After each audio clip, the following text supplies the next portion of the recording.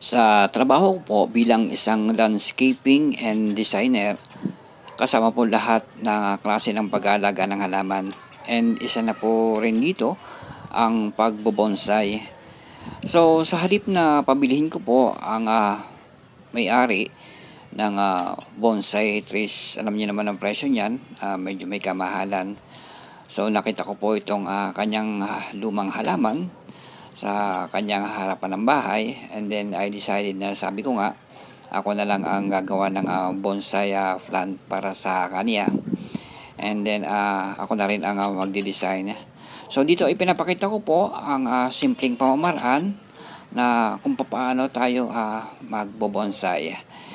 First, prior natin is titrim, gugupitan, and then para makita natin ang hubog ng kanyang mga sanga, tatalian na lang po natin siya ng siguro ordinaryong kawad lang muna. Pero ito, malimit ang ginagamit ko ay aluminum wire o tanso para mas malambot po siyang i-roll doon sa puno. Kasi po pag kawad medyo matigas siya, so medyo nagtitipid po yung may-ari, kaya inoffer ko sa kanya, sige kawad na lang muna. So after na ma-roll po natin to sa puno o sa sanga, ihulma po natin siya na patindig yung pagka design niya para maganda po siyang tingnan.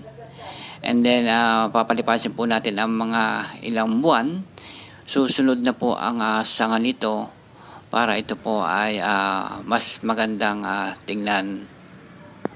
So sa susunod pong mga araw, continuous lang at tuloy-tuloy lang ating pag-aalaga hanggang sa makikita natin na sumunod na po ang pagkahulma niya sa pagiging isang bonsai, and then bawas-bawasan na lang po natin lagi ng mga dahon para makita po ang kanyang finished product.